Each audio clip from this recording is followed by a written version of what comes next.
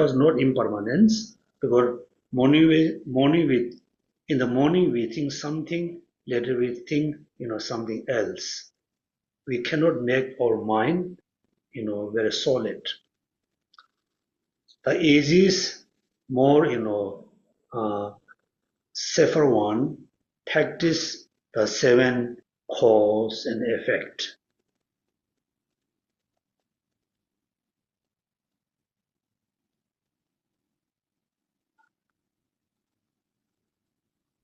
Then how I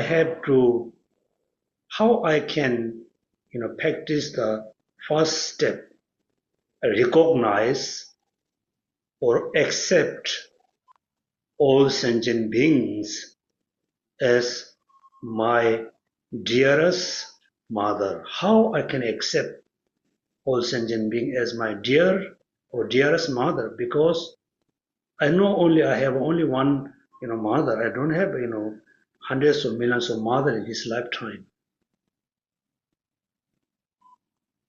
Then the answer will be yes. Everybody has only one mother in this lifetime. But all sentient beings in the samsara, no matter whether you remember or you not remember, all sentient beings used to be our mother, used to be our dear mother. So in order to accept all sentient beings as our dearest mother sentient being, then we must have some understanding of the previous life.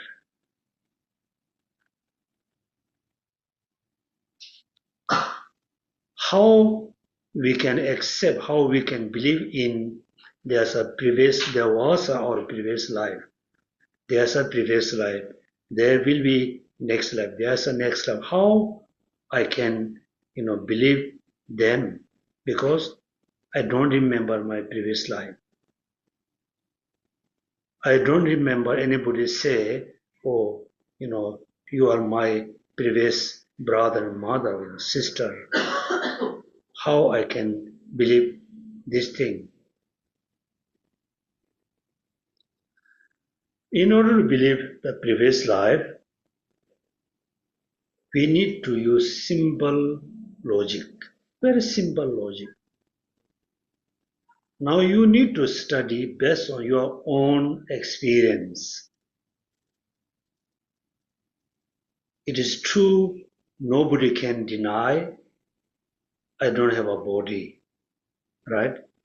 Every sentient being possesses body. The body can be gross, subtle, very subtle. It depends on different sentient beings. If everybody possesses gross body. Also, we possessed mind. Also, nobody can deny I don't have a mind. Yes, we have a body, we have a mind. Also, we have all kinds of minds. So when you analyze based on your own experience, you can compare your physical look with your sister or your brother or your father, your mother. Your physical looks very much similar with your relatives or your father and mother. But your minds, the way of thinking is very different. Maybe your parents are very angry, but you are very compassionate. Maybe it's opposite. Your mothers and father or mother are very angry, short temper, angry, easy to lose temper, but you are also very, compassionate. You are very angry person, your parents are very compassionate. This means it shows my body is come from my parents. My minds look like not really come from my parents, because my parents and me have a different, mentality. We have a very different way of thinking.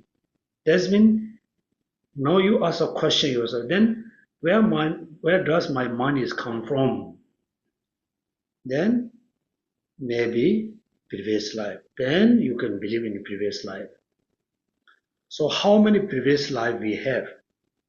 Only one, two, time, 10, 100, millions or billions. That means if there's a one previous life, that means we have a countless, numberless previous life. That means all sentient being used to be my dear mother.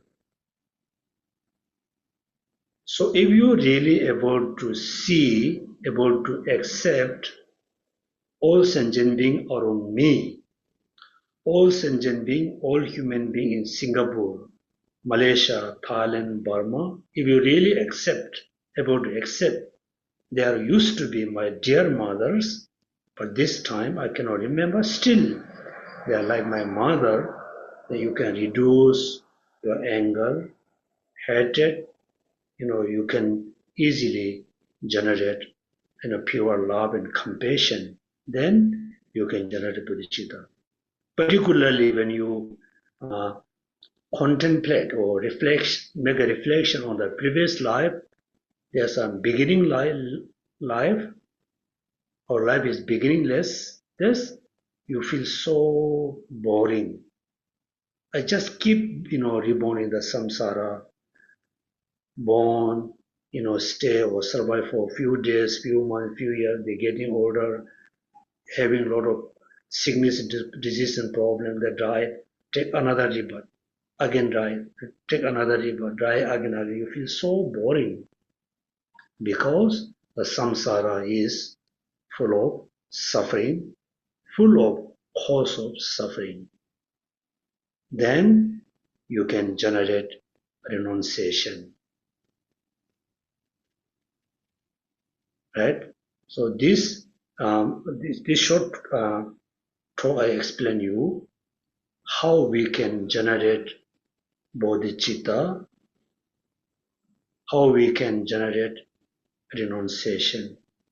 Without renunciation, no matter how much we say, how much we think, I want to be Buddha, I want to achieve liberation, these are just become empty words. When you have a renunciation, then you have a strong, intention, wish to free from the samsara and achieve liberation, achieve Buddhahood. When you have a pure love and compassion, then you can easily generate bodhicitta.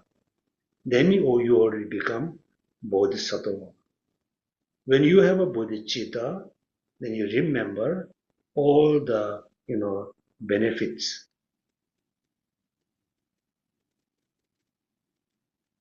Then since you have the conventional bodhicitta, then you have to be very, very careful, about your action, the physical action, mental action, verbal actions. Particularly, you have to be very, very careful. You never ever, generate, anger and hatred towards one single, sentient beings. Therefore, the second is come, accepting bodhicitta. Once you understand there's lots of benefits, only the bodhicitta is the only path I can achieve Buddhahood, then you're going to have a very strong intention or motivation for generating bodhicitta. Then how? There's two different ways. Also, in order to practice bodhicitta continuously, we need two important practice: purification and accumulating merit. If you only focus on purifications, your negative karma, going to be reduced or going to smaller, the amount become more smaller. one day, let's say you totally eliminate all the negative karmas, still you cannot, generate the actual bodhicitta because you don't have enough kind of positive energy, means you don't have enough merit. So we have to practice, we have to do a lot of practice for accumulating merit. Then you can, develop, you can generate bodhicitta. Then since the consciousness and also the awareness are become most important, continues to practice bodhicitta. Okay, therefore first everybody think, I want to be Buddha to benefit all sentient beings.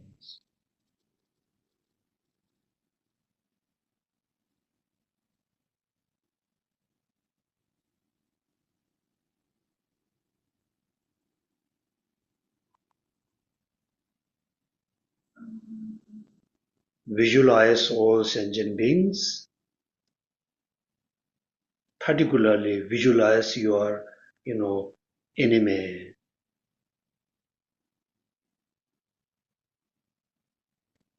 The person became your enemy only this lifetime, only for, short time.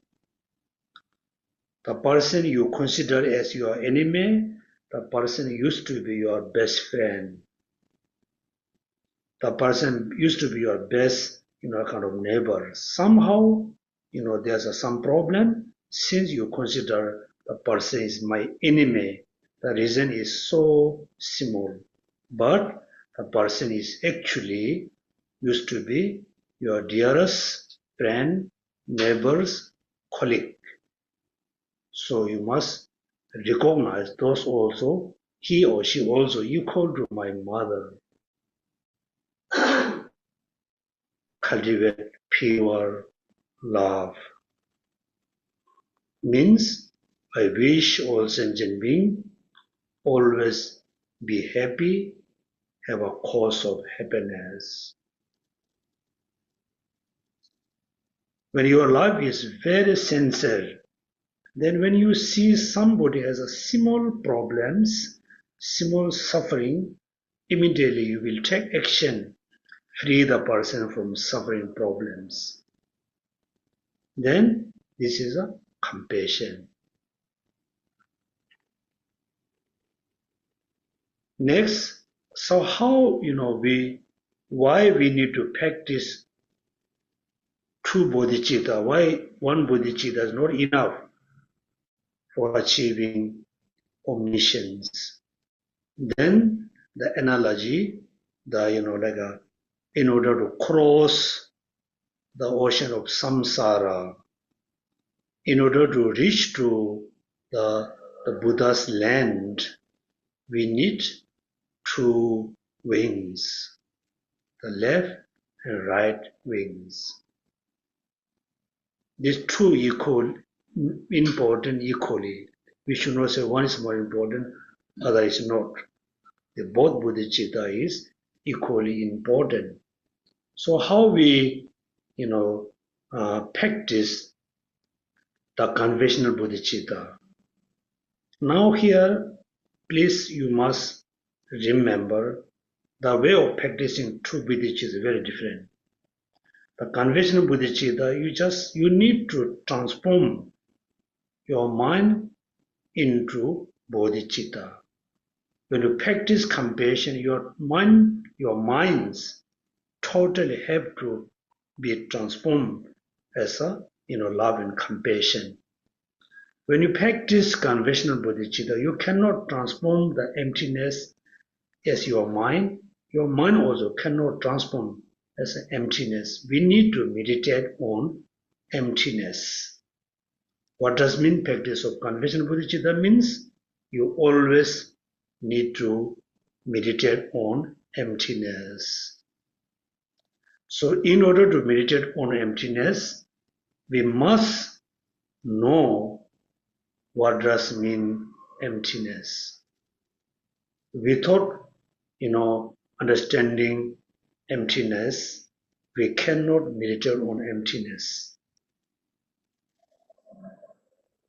So what does mean emptiness? Emptiness doesn't mean everything is empty. It's also no truth. That means the simple example I can give you. Emptiness of the phenomena is look like looking at when you look at very beautiful rainbow color. When you're looking from far away, you can see the color is so beautiful, very soft, very peaceful, so beautiful, beautiful. Yes, the rainbow is there. When you walk more closer to rainbow, then the color is little different than the previous one. When you reach to very close to the rainbow color, the rainbow, right, rainbow color, now the color becomes very blurred. Still you go more closer, you just enter in the clouds. Now you cannot see anymore the rainbow. It doesn't mean the rainbow is disappeared, the rainbow is not there. That means the rainbow is there. When you go closer, more closer, you cannot find the rainbow. The rainbow is still there. Likewise, when you analyze based on one single phenomena, any phenomena, like your cup, your mobile phone, because we always, carry our mobile phone. Just think about your mobile phone. Your mobile phone in your hand. You ask, where's the mobile phone? The mobile phone is in my hand. So you look closely. You look more closely, but you can see the cover. You can see the screen. Then you open the screen. You open the mobile cover. What you can see all the wires, the chips, the battery, all kinds of things. Still you open, dismantle piece by piece. Now there's no more mobile phone. It doesn't mean the mobile phone not exists. Therefore, you think all phenomena around me are there. They are existent phenomena, but they are not exist independently. If the things exist independently, then when you search, what is the mobile phone? Where's the mobile phone? Which part is the actual mobile phone? Then you have to be found, okay, among all these parts, this is the mobile phone. There's no such a thing, right? Therefore, all phenomena are empty of independent existence. Then how I should practice to both bodhicitta? The best analogy is used by Buddha or also in many Lamrim books. When we practice one of the bodhicitta, it looks like you are eating a food or you are talking to someone when you lost your dearest, relatives or dearest friend. After you losing your one of the dearest friend, you feel so upset. You feel, or you missing him or her. But while you are eating, while you are talking to someone, yes, you are eating a food, you are taking a drink, you are talking to someone, but in your deep heart, in the deep down in your heart, you always remember the lost person. No matter what you are saying, what you are doing, in your deep heart, he or you always remember the person.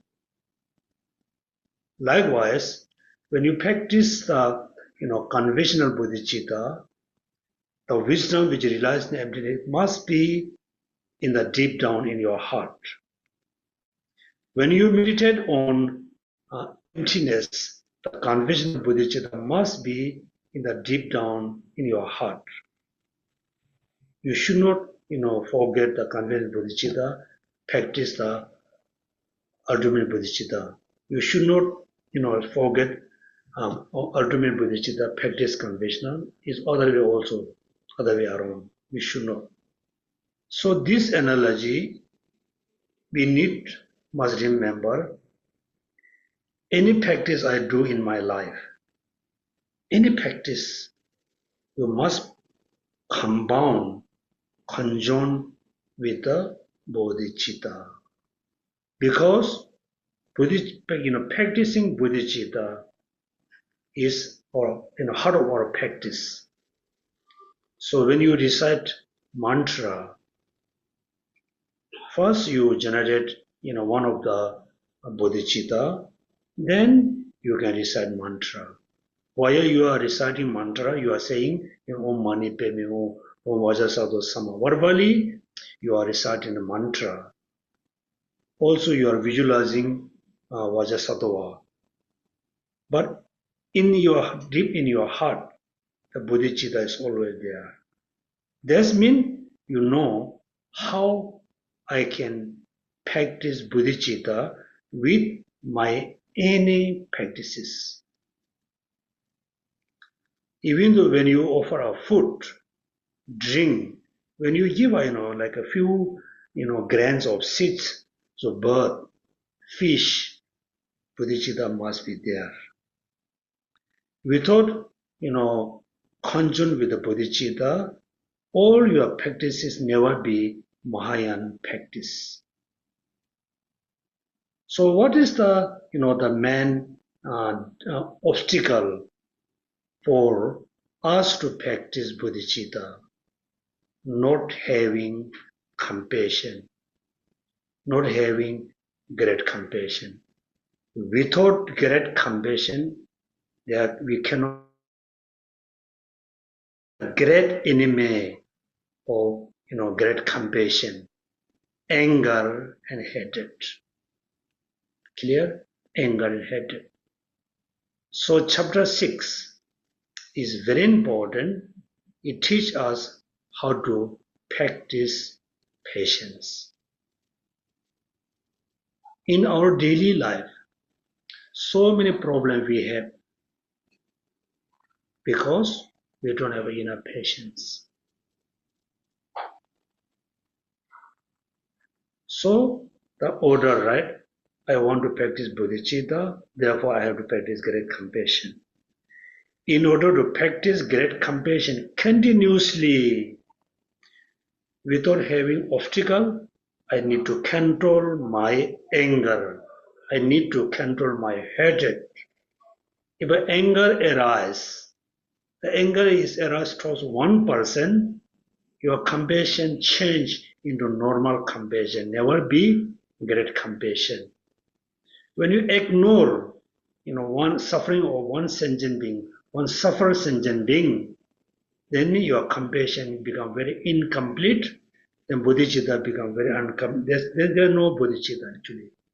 So we have to practice patience. So in order to practice patience, we need to know the two things, only two things. What is the benefits? What are the benefits of practicing patience? What are the lost? What are the negative consequences of not practicing patience? What are the negative result of anger and hatred? At the beginning, Shantideva explained, not practicing anger has a two consequences, two results. One result, we cannot see it, we cannot experience it, but the result is there. One consequence, we can see it, we can experience in our daily life, right? Therefore, we read again the chapter 6 from the beginning. We read one sentence, one stanza, then think about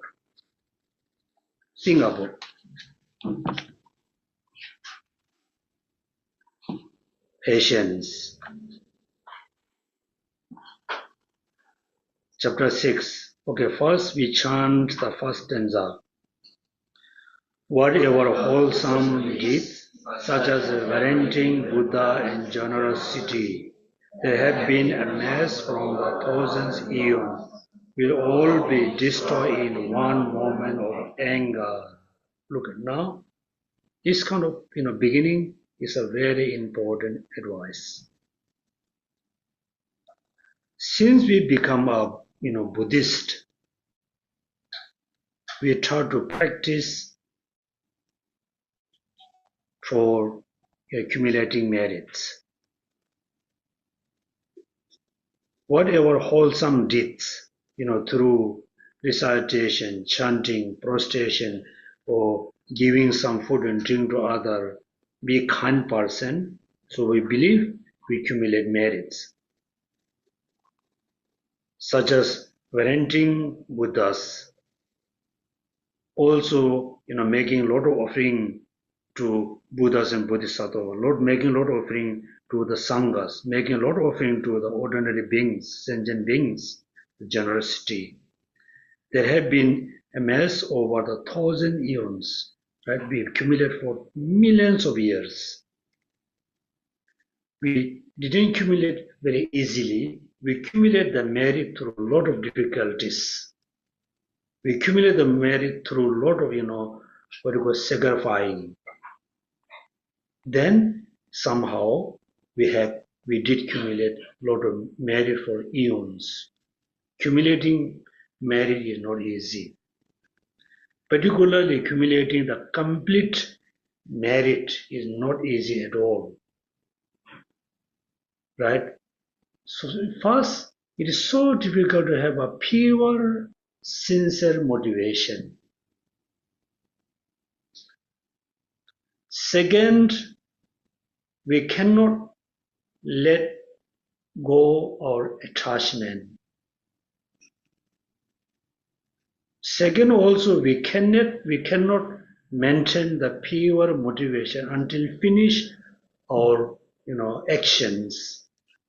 At the end, most time we don't have a rejoice. We don't have a dedication. For example, for Vesak month or New Year, so TBC asks you guys sponsor the orchid flower. So when you sponsor one or two pieces of the flower, that have you checked your motivation? Most of you maybe not. You think, oh, I have to sponsor because the TBC say. You say, I have to. You never think, it's good for me. It's good opportunity. It's good for my family. You never think that way. Most of you think, I have to sponsor. It's kind of daily, sponsoring.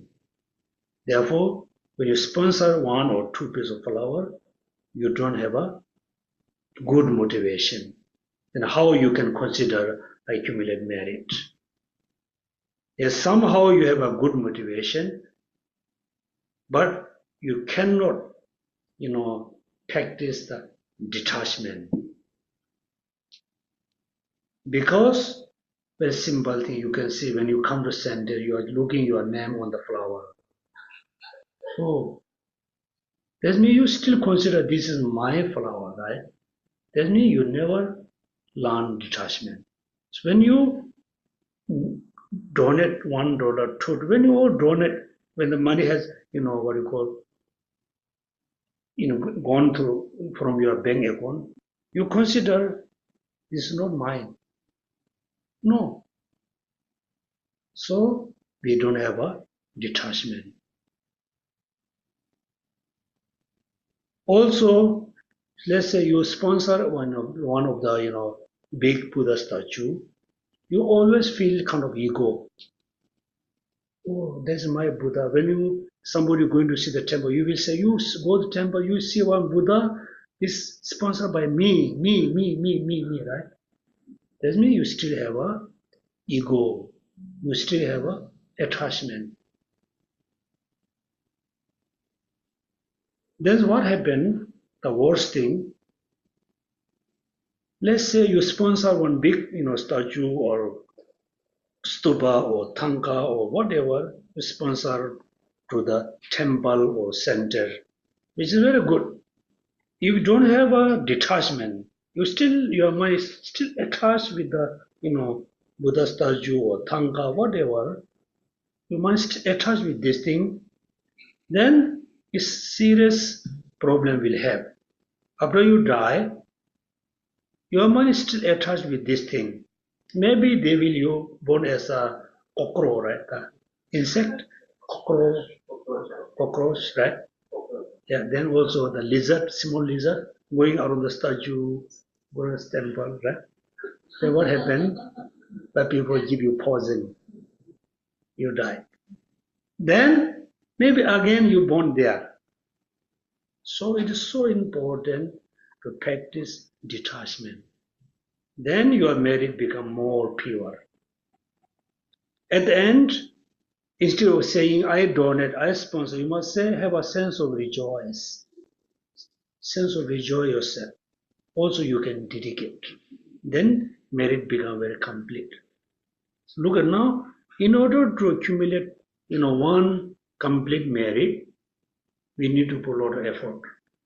But the anger, one moment of anger, destroyed everything. It's very important advice. Control your anger, control your hatred. This kind of conclusion, summary, the rest of the chapter. Again, we read the second one. There's no transgression like hatred, no fortitude like patience. I should strive various ways, meditate on patience. There's no transgression like hatred. Hatred is one of the worst, negative thoughts we have. We have only, when we are, become teenager. No, since we were born with the anger and hatred. Only matter is somebody has a, a weak anger, somebody has a very strong anger. Somehow everybody possesses anger. That means we already have a cause to destroy the positive karma. We were born with the anger. So anger is, now you can compare, anger and the attachment or desire. Somehow you have a both. Let's say, you have a both. You have a very strong anger towards your enemy. You have a very strong attachment towards your, family, one of the family. You compare this in a two negative, which is more, serious for you. Anger. When you have attachment towards your family, still you can eat well, you can sleep well, you're okay. When the anger arises, everything destroys. Think about which is more serious. Anger. Therefore, Shandideva says, there's no transgression like a hatred. Anger, then when you have anger, then there's a hatred. When you have a sense of hatred, it always make you very, unhappy.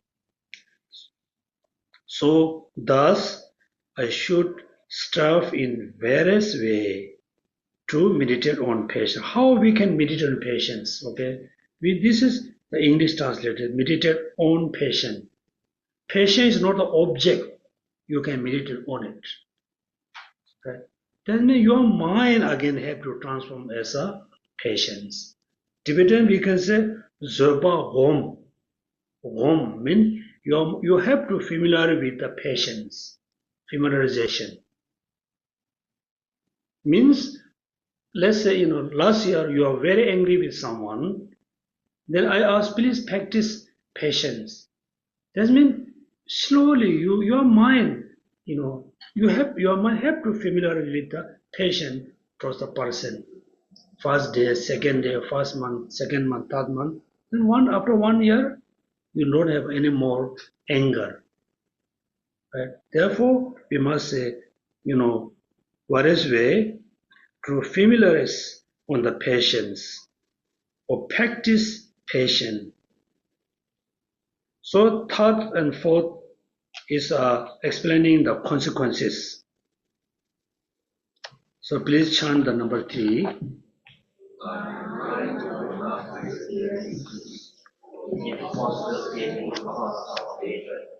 I shall find no joy or happiness. Unable to sleep, I shall feel unsettled.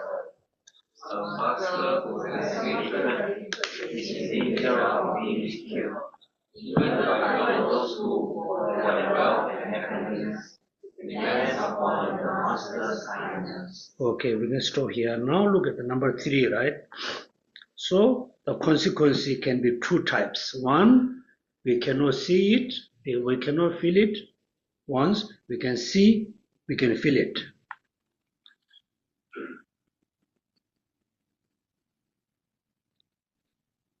Number 3, right?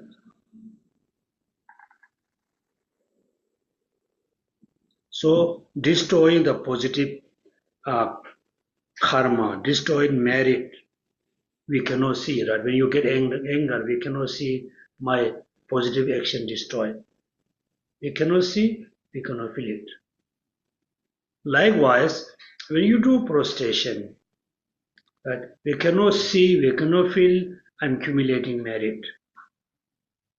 When you offer a candlelight to the Buddha, we cannot see, we cannot feel, I'm accumulating merit. But still, we are accumulating merit. Likewise, when anger arises, we cannot see, we cannot feel, the anger destroys the positive karma, the virtues. And then number 3 and 4 is telling us you can experience, you can see. My mind will not experience peace if I shall find no joy or happiness. Unable to sleep, I shall feel unsettled. Right? No need explanation, right? Everybody can understand. My mind will not experience peace. Now you can see people all talk about peace, right? World peace, peace and harmonies. But unfortunately, nobody talk about practice patience. Patience, right? Therefore, this one, the consequences which we can see, which we can feel. Now is very important. If you want peace, peaceful life, control your hatred. If you want to have a joyful life, control your anger and hatred. If you want lots of happiness, practice lots of patience. If you want to have a very subtle kind of life, practice patience. Number 4, also we can see, somebody always very kind. You are very kind to someone. You always support the person. You are very compassionate to the person. Then the person don't understand the consequences. Slowly the person try to harm you. It's very common. It's very common. Also, I'm not sure you heard a lot of story in Singapore. India is someday you can see very sad news. Around the Manali, close to Dharamsala, there was a family, 2 elder, person, couple, very old age. Then they have you can say servant, right? Servant who look after the house and them. Then the couple, they really take care of the worker or servant as their own child. They give a good pay, treat well, always, treat as their own family. And the couple also very much trust the servant. The servant already have a plan. I will take everything. I will run away. One day he bought, sleeping pills. Singapore you cannot buy, right? Without doctor prescription. India you can buy. He bought the. What happened? Because one time the couple, the one of couple, the elder person visited doctor. The doctor give the prescription, buy the pills. Then the servant knew these are sleeping pills. He keep the prescription. After a few days, he visit doctor. He say, "Oh, this pill doesn't work. My, elder mother cannot sleep well. Give me more." Then the shopkeeper sold more pills. They make a powder all together, mix in the like lentil dal. Then both have a dinner, then become unconscious. Then he chop up the head and leg, everything. He took everything, run away. These legs are here, right? The well and happiness depends upon the master's kindness. Please read the number 1. Number 5.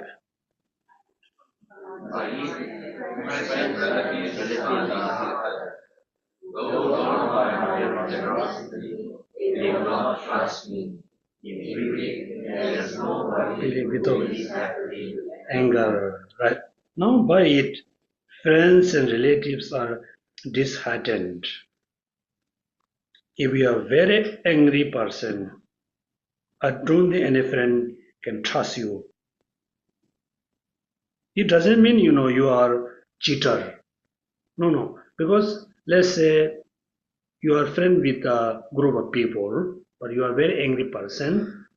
The group of people, your friends, all of you going to have a party, right? Could have a nice party or on Sentosa beach. Then everybody talking, oh, should we invite him or her? No, right? Should we invite or include him or not? Because he is very angry, he can have anything, right? So they cannot trust you because you can get angry anytime. They destroy the party. So they cannot trust you. All relatives are disheartened. They don't like you. Through drawn by my generosity, they will not trust me, even though you try to be very generous, give or something, but they still cannot trust you. In brief, there's a nobody who live happily with anger, right? So please, you should not just only read. You must think. I cannot have a happy life with the anger. Nobody can live happily with the anger. But people can live happily with the attachment, desire. Still you can live, happy life, but not ultimate happy. But anger is the most, dangerous, can destroy your happiness. Now again, if you want to be trusted by other, practice compassion, kindness. Control your anger. If you want to be loved by your family, again, practice compassion and kindness, control your anger. If you want to have a happy life, control your anger. But unfortunately, these days many people say, "Oh, you want to have a happy life, you must have a good job, you must have a lot of money, you have a big saving." In a way, yes, right. Actually, those cannot be the cause for inner happiness. Number 6, please read.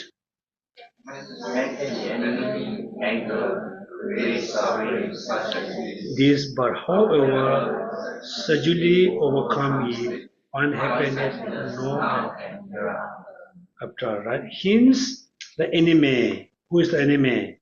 Anger is enemy. Creates suffering such as this, but whoever successfully overcome it, find happiness now and hereafter. So anger is our enemy. It brings give lot of suffering. But however, surgically overcome it. When we able to overcome through a lot of effort, through a lot of practice, then find happiness now, this life. Also find happiness after this life. So everybody always do a lot of prayers. We always do a lot of supplication, prayer or chanting to say, I wish I can have a happy life. I wish my whole family and wish to be happy. We have a lot of prayers. The actual cause of happiness is practice patience, overcome anger, then you can have a actual happiness. Otherwise, our daily happiness right now we are having is look like like taking the elephant taking shower. Elephant taking shower. Have you seen when you bring elephant to the river bank, what they do? They just go in the water, swimming water, kind of taking big shower. After finish showering, get out, what they do? They throw a lot of dust, mud on the body, everywhere, put more mud and dust. There's a reason that they want to make more protection. But we are like that. Morning, you are very happy. Afternoon, very upset. Again, you practice Dharma, you do certain things, yoga, whatever, then you feel happiness. Night time again, you become very upset. So our happiness is very temporal, very short term, right? Very short.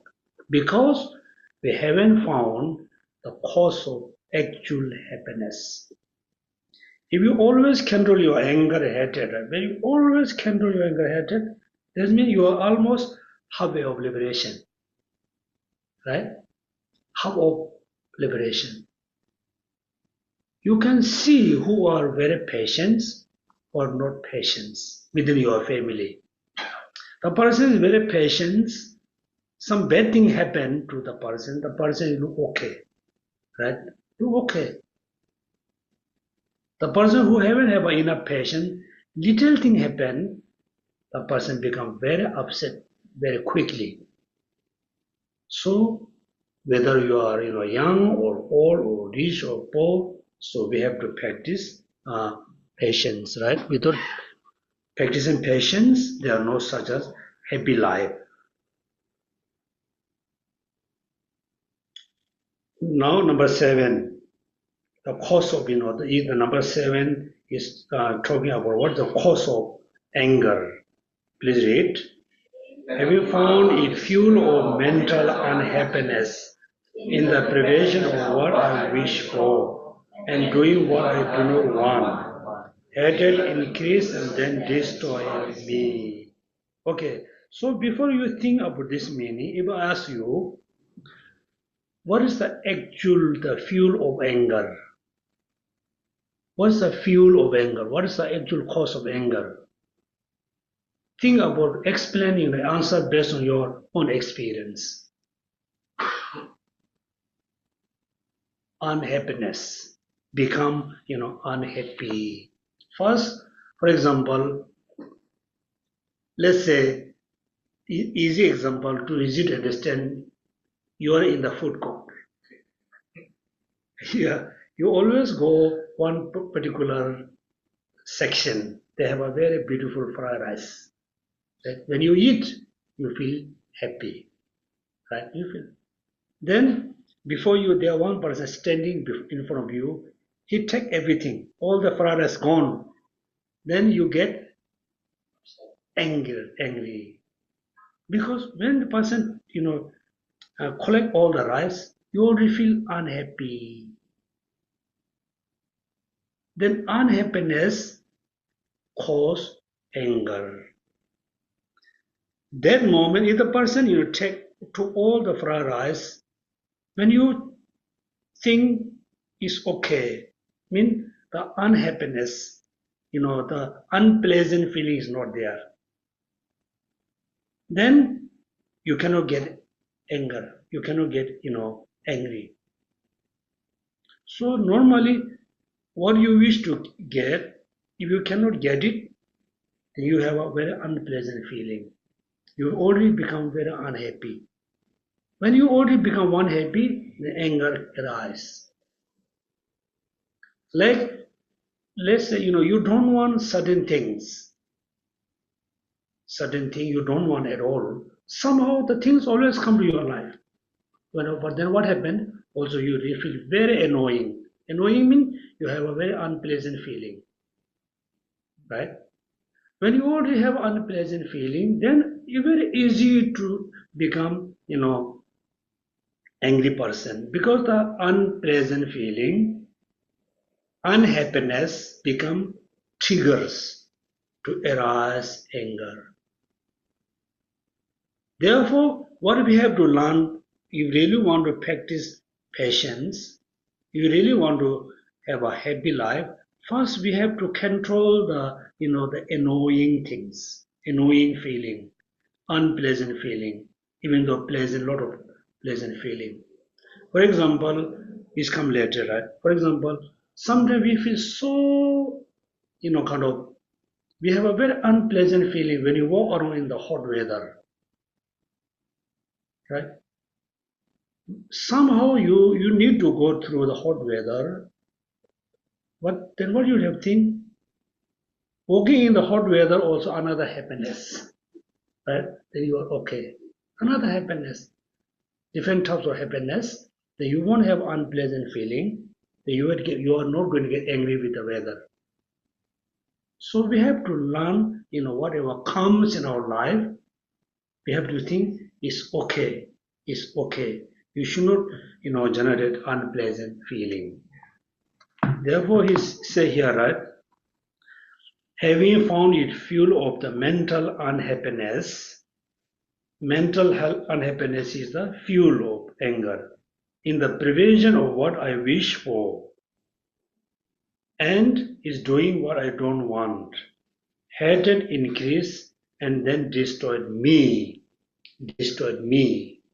It's a true meaning. Okay, destroy me means destroy your happiness, destroy your peace. Also through anger, it can destroy your life. Really, really can destroy life. Please read number 8. So number 7 is mainly explaining the cause of anger, which is unhappiness, also unpleasant feelings. Also you can say, unacceptable conditions. Those are the fuel of anger. Number 8, please read. Therefore, I should proceed regularly the fuel of this enemy. For this enemy has no other function than that of cause me harm. Alright, now the reason is therefore. Therefore, anger is very bad. It destroys our positive karma, destroys happiness, destroys our life. Therefore, I should totally eradicate the fuel of this enemy. Now here are two things, okay? Fuel of this enemy. Anger is enemy. Unhappiness, unpleasant feeling are the fuel. The fuel of this enemy. For this enemy has no other function than that of causing me harm. Anger has only one function. What is this? What is that? Destroy it or cause me harm. Harm, right? So when you think this sentence, for this enemy has no other function than that of causing me harm. Now actually the harm, is anger. Not your food, not your friends, not weather, not your job, nothing. Anger, hatred is the actual harm for your life. So since today we totally need to stop your finger pointing others. So my wife, my children, my husband, my relatives, my whether you stop pointing to other. You must pointing always inward. My anger is harmful, will harm me. My anger is cause of my suffering. Also, when you think of happiness, you should not think Oh, I can be happy when the weather is nice. Yes, when the weather is very pleasant, very nice, you can feel happiness for short time. The actual happiness must come from where? From inside. Actual peace must come from inside.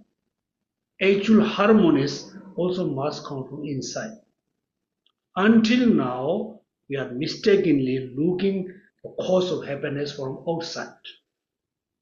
We always consider the cause of suffering from other outside. The outside condition, the positive or negative condition becomes small, kind of condition for our happiness. They are not the actual happiness, cause of happiness. Therefore, I should totally eradicate the fuel of this enemy, for this enemy has no other function than that of causing me harm. It can be harm for your wealth, can be harm for your sleeping, can be harm for your relationship, or also can be harm for your health. Number 9, please read.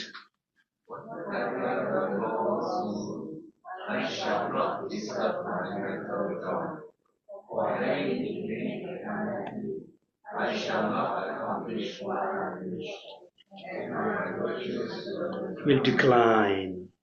Now you can see here, whatever fall befall me, whatever happened in my life, right? Simply saying, whatever befall me, I shall not disturb my mental joy. Anything happen. So I said in the beginning of 2025, right? Now 2025, something mix 5 and 6. 2005 to 6, right? Beginning of this year, during the New Year prayer, I said, we have to, mentally we have to prepare everything. Mentally we have to be ready to face, ready to overcome any problems. Physically we cannot do a lot of preparation, but mentally we do a lot of preparation. Anything come in my life, I shall not disturb my mental joy. Anything happen in my life, anything, right? I shall not disturb my mental joy. For having been made unhappy, I shall not accomplish what I wish. Right? Therefore, normally what we do, some bad thing happen. Suddenly, we feel very unhappiness. Right? Yeah, it's true. Bad thing happen, you feel upset. You feel very unhappy. You feel very annoying. It's common. But we should not live with the unhappiness. We should not live with the disturbing mind. Because look at here. For having been made unhappy, I shall not accomplish what I wish.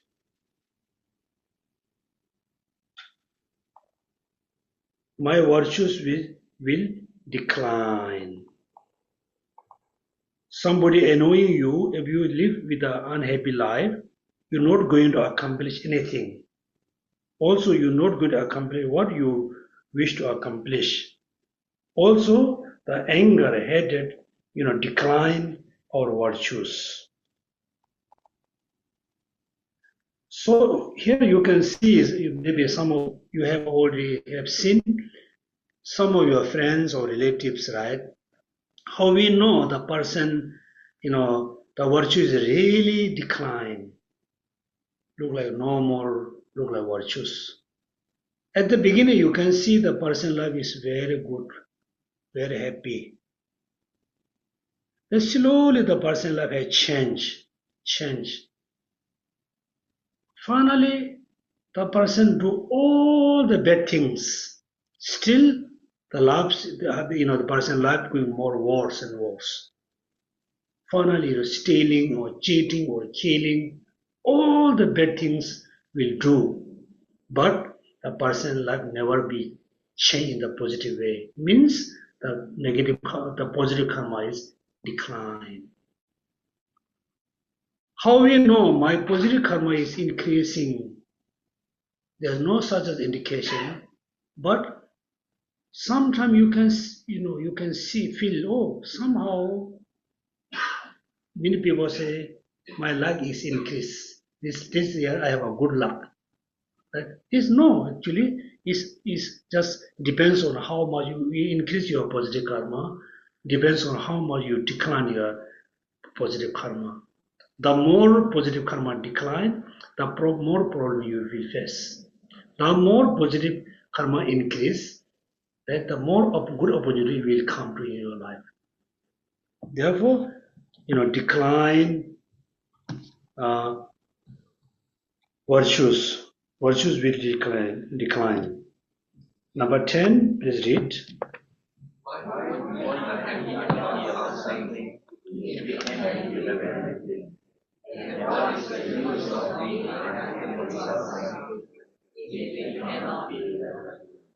Yeah. So this everybody must memorize. This was a very, very important, stanza. You quickly can change your upsetness, your unhappiness. You quickly can change these words. Why be unhappy about something if it can be remedied? Right? Do you understand? Why you can say change your words I. Why I be unhappy about something if it can be uh, remedied? And what is use me to being unhappy about something if it cannot be remedied? Right?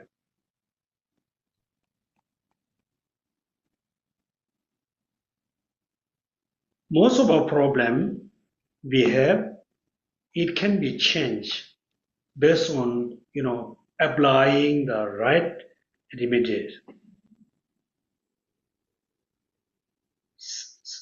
Also, so many problem we cannot change because it doesn't have a kind of remedy, like changing weather, right? Changing weather. Can we stop? Is anybody have energy or power to stop changing weather? Nobody have. If somebody has a power to change the weather, I think everybody become very unhappy.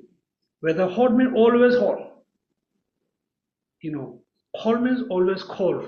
Now you can see the beauty of changing weather. Right?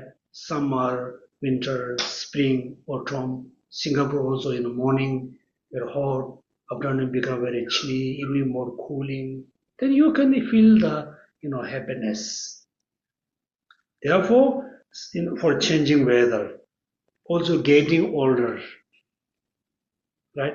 These days, somehow many people, many youngsters who are, let's say, 25 or 30, 40 years old, I can see they feel so, kind of stressful getting older, right? So stressful. Do you know recently there's a big news, a kind of news. So many of the Chinese young people come to Thailand, right? Thailand to do the plastic surgery. Have you seen the news? When they return to China airport, the face is very different.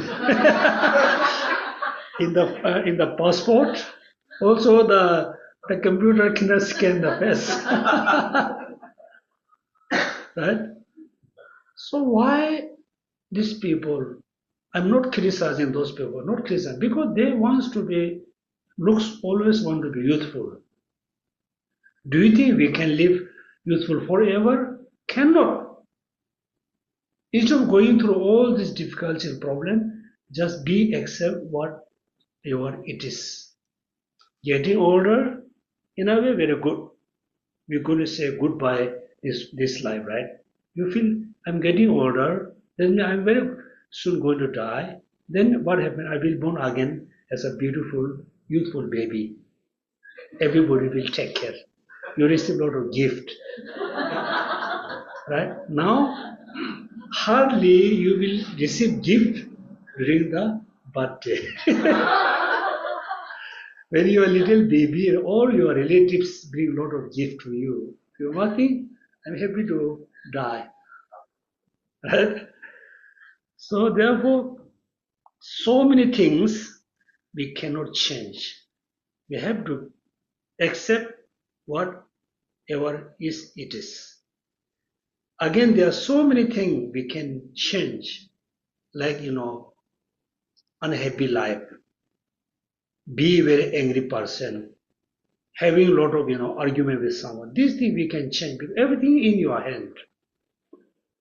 So here's why be unhappy about something if it can be remedied, and what is the use for being unhappy about something if it cannot be remedied.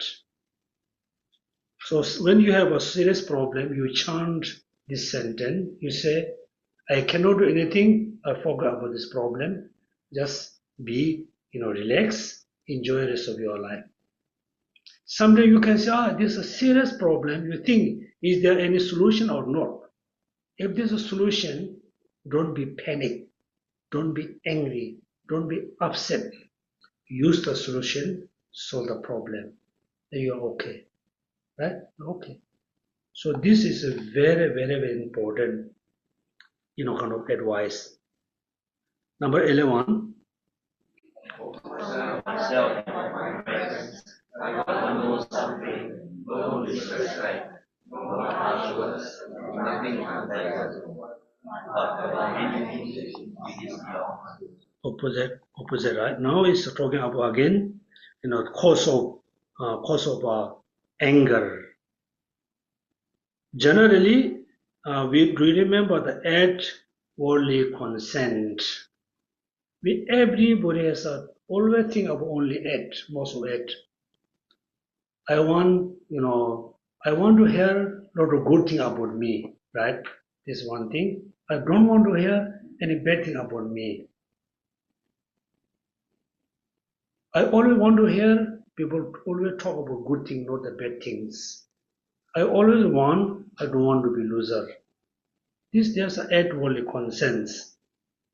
Therefore, for myself and for my friends mean relatives, I want no suffering.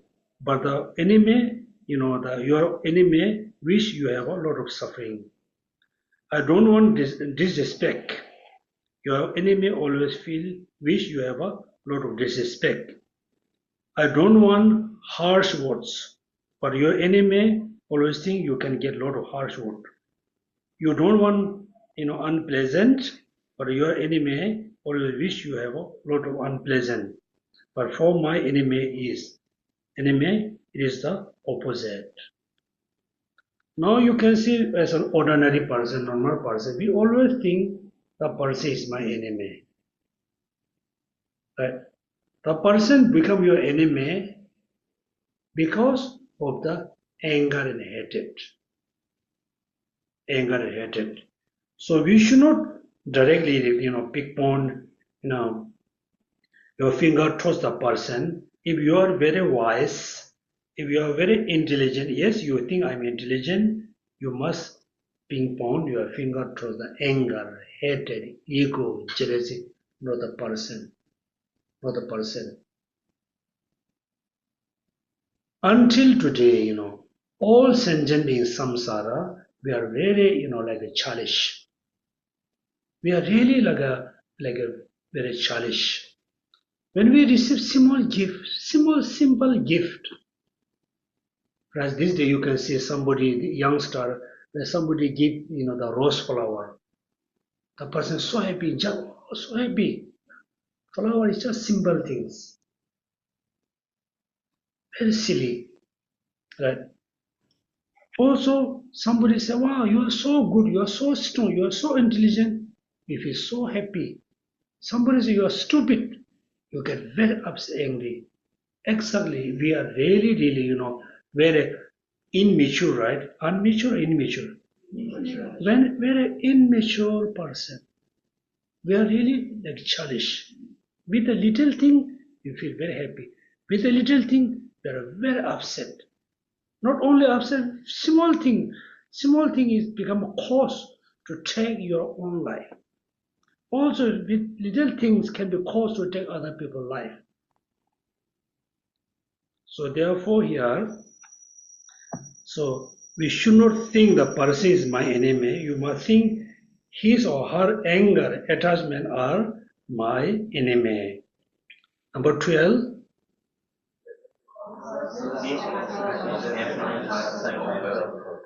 But the cause of suffering are the frequent. Without suffering, there is no renunciation. Therefore, mind, you should stand firm, right? Now, here again, you no need to ask, any question why I have so many problems, why I have so many suffering. Because here, the cause of happiness sometimes occur, but the causes for suffering are frequent. Without suffering, there is no renunciation. Therefore, mind, you should stand firm. Therefore, today you can think, no wonder I have so many problems, so many suffering, because cause of suffering is loss of. The cause of happiness occur sometime. Now we can just, think about within for 24 hours. For the 24 hours, let's say, morning to until your bedtime, until your sleep time, morning to until evening, how many causes of happiness occur in your minds? How many causes of happiness, occur around you, appear around you? Very little. You analyze from morning to until your bedtime, how many causes of suffering occur to you? Many, every moment, everywhere you can see cause of sufferings, cause of problems. But your mind is very firm, very stable. Then you cannot see anything can be caused to your suffering. Somehow, as an ordinary person, we cannot control everything. Therefore, we can say there are so many causes of sufferings. There's a very few causes of happiness. So you feel very, kind of boring. You feel very annoying. You feel very upset. Because everywhere you can see cause of suffering. Therefore, what he said, Chandideva said, without suffering, what? There's no renunciation. Right? So, in a way, which is very good, you can understand, you can feel suffering, feeling suffering, we must pause, we must change to cause generating renunciation. Because we cannot be free from suffering until we become Buddha. We cannot be free from suffering until we, achieve the liberation. Somehow, we born with the suffering. We are living with the suffering. We should not feel annoying having suffering. The suffering we have, we must transform to cause generating renunciation, generating love and compassion. Therefore, what Kadampa said, transforming the negativity into the path. Therefore, say she has a mind, you should stand firm, right? That's why you should not feel, change your mind you should not change very quickly. Having suffering is good, you can generate renunciations. So here, what does mean renunciation? I explained a few times. What does mean renunciation? Renunciation. In Tibetan words, we say nge jung. Nge jung. Nge, kind of definite. Nge jung means overcome. Overcome, right? Nge jung. Nge jung.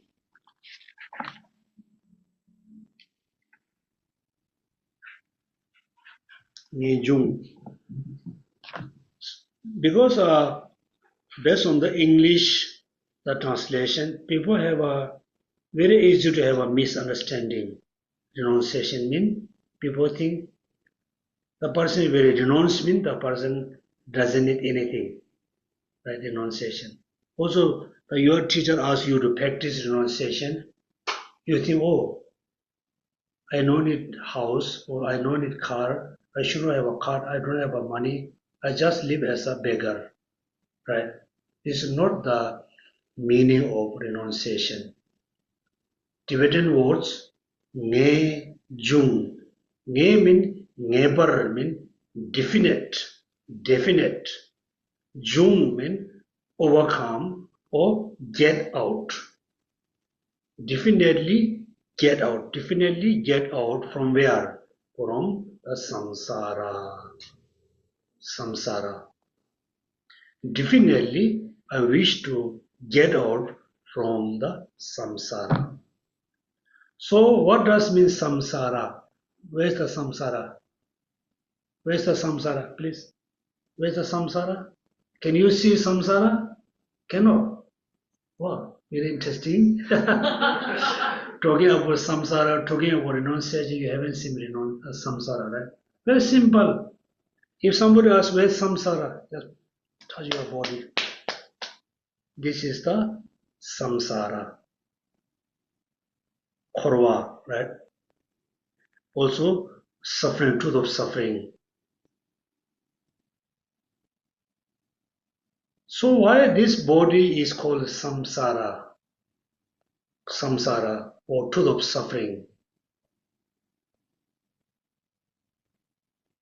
Now you can think about how many problem we have since we have this body. That body. The body is very important. Without this body, we cannot practice Dharma. Also, having this body, we have all kinds of problems. How many types of suffering, sickness we have? All kinds of diabetes, sugar, all the cancer, lung cancer, TB, blood, all the sickness because of the body.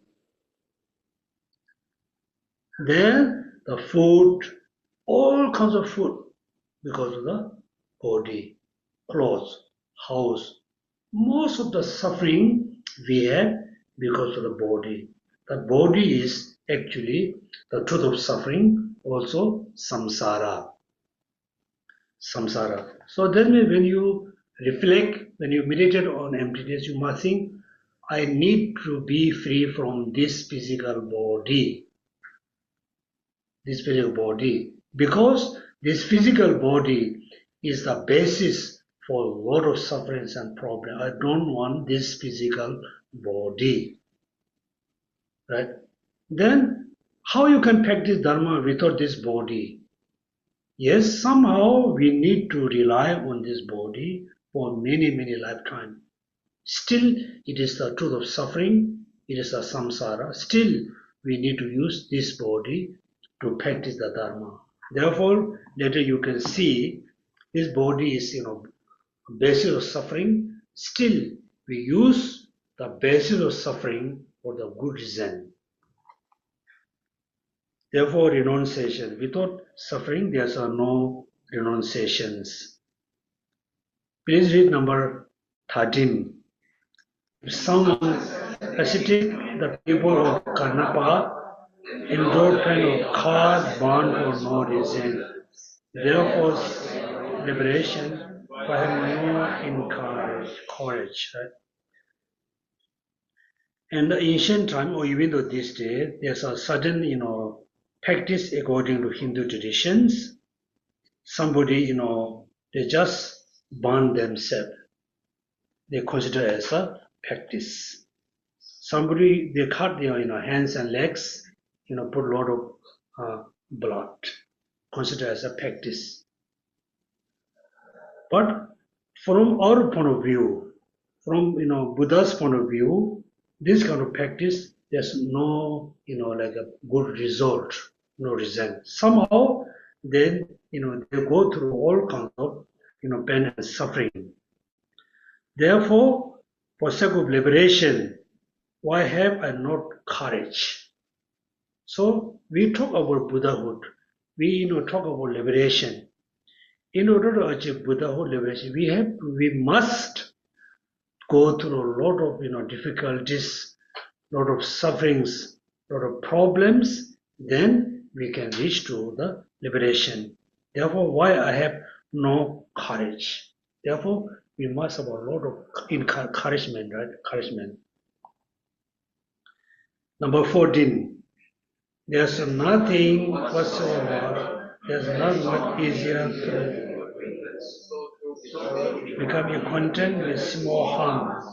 To learn patiently accept great harm. But when we practice, the pure dharma, I'm saying, like practicing pure dharma, the actual dharma, then we have to go through a lot of hardship, a lot of difficulties. Then how we can, able to accept the, the harmful things. There's nothing whatsoever. There's no made easier through acquaintance. That means if you practice sincerely, everything become easy and easier. Easy and easier. Through practice. So through becoming acquainted with the small harm, I should learn to patiently accept the great harm. So therefore, in normally our life, some harmful thing comes in your life. Please be patient, accept the harmfulness. Problem comes in your life, be patient, accept the suffering, and continually practice Dharma. Then slowly, you're going to learn how to accept the greater harms. For example, let's say in your hands, in your right hand, you have a $10, right? Whether you are giving by hand or left, still you cannot give it. You have the kind of attachment. Somehow, if you cannot give $10 to someone, how you can practice? First, you learn how to give, like 50 cents, 20 cents. Give 20 cents to someone. The next, you learn how to give 50 cents, the $1. Then, when you are okay, you are able to give, $1. Then you learn how to give, $3 without attachment. Then $10, then $100, then $1,000. Right? Also, the physical, hardship. For example, when we feel cold, we immediately wear clothes. When we feel little bit hot, we take our clothes, use the umbrella. Somehow we have to learn how to accept the coldness, how to accept the hotness. Also, we have to learn a little bit harmfulness. For example, normally there's another important one. If say, normal insect, just come around you, soaking your blood, is okay, right? Normally okay. But we cannot be patient, let them take my blood. So how you have to practice? Normal insect come to your body, they want to, touch your body, take some blood, let them take. But make sure certain insect is very dangerous, like dengue. Dengue. If you know this mosquito is kind of carry the dengue sickness, you should not. Otherwise, you need to learn how the mosquito let them drink your blood slowly. Therefore, what Buddha said, first you need to learn how to give like vegetable, potato, cabbage. Then slowly you need to learn how to cut your finger, piece by piece. Slowly you need to learn. You go to learn how you can give whole your body to someone. Everything depends on the practice. Therefore, here said, there's nothing whatsoever that is not made easier through acquaintance. So through becoming acquainted with a small harm, I should learn to patiently accept greater harms. Right? Therefore, sometimes you can see it's so difficult. It doesn't make sense, right? It doesn't look sense. But sometimes, our practice have to be totally have to go beyond the ordinary thoughts. If our practice always, go with the ordinary people, ordinary life, ordinary person, the Dharma never become pure Dharma. What, Kadampa said, I always feel, is very useful. If you want to be pure Dharma practitioner, if you want to, your Dharma always be pure, you need to, get out from the society. You must leave the society. It doesn't mean you should not stay within the human society. You leave the society mean your way of thinking, your lifestyle have to be very different than the other people. Right? What we do, for example, you are not so happy with your neighbors. When you get out from your house, when you see your neighbor, what do you say? Good morning, have a happy day, have a good day, right? You say. Doesn't mean you are still living with the human society. If you want to be a very pure practitioner, right? You should not have a two, double face. Therefore, what Kadampa said, if you want to be a pure practitioner, you must leave the society. Mean your lifestyle must be totally different than the ordinary normal people. After you leave your human, the human society, you must live as a you live you live with a kind of you must have a dog life. Means dog they eat whatever they find, they sleep when they are at a place, they sleep and whatever they don't have a lot of preference. I like this food, I don't like this food. Then you must have a kind of dog life. Then you can reach to the like a lateral top. That means through these two practices, then you can have the the let's say the God position. You have a better position. But we try to practice Dharma, but we still our lifestyle, everything have to be with look like others. Like others. So what I'm thinking normally, if we really want to practice pure dharma, everything have to be total opposite than the normal life, normal people. Usually what we believe things same as yesterday and today. Like next time when you come back to TBC, you can see everything same. So since you know impermanence, when you come to here, you must think, this is what I'm seeing now is not, it wasn't there. Whatever I have saw in the past, there's not here. Your way of thinking have to be totally opposite. Right?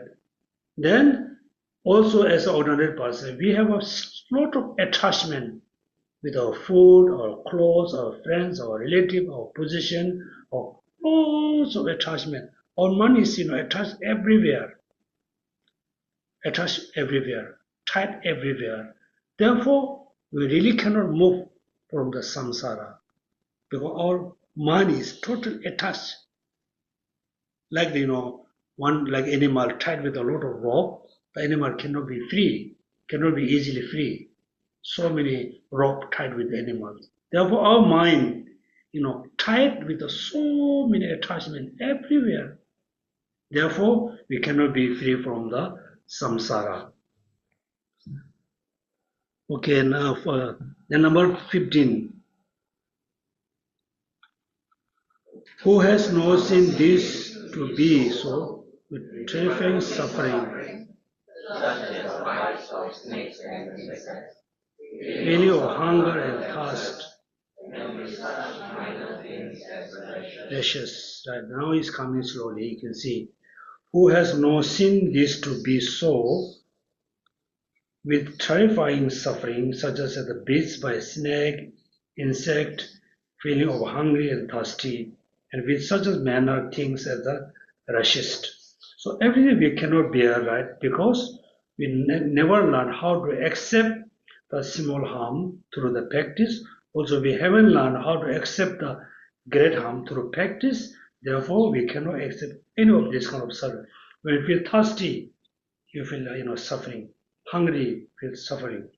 Bites by a snake, we feel suffering. Insect, because we haven't learned how to accept the harms, smallest harm. We don't want any harms, right? So therefore, we have this kind of problems. Number 16, impatient with the end, cold, weather, rain, sickness, bondage, and biting. For if I am, cause will increase. Look at this. Also, you must memorize this one, right? I should not be impatient with heat, cold, wind, rain, sickness, bondage, and beating. For if the weather is hot, then we feel we don't have a patience, then we have more sufferings. I am so for if I am, the harm they cause me will increase. Because weather is already hot, also you feel unhappy. If you have a sense of kind of not able to accept this, means you are increasing the sufferings. Number 17. See this own blood become especially brave and steady. But some, when they see the blood of others, faint and fall unconscious. This telling the differences between who has the steady mind or who doesn't have a weak minds. Okay, so here we can stop today class here. It was not impermanence because in the morning we think something, later we think something else. We cannot make our mind very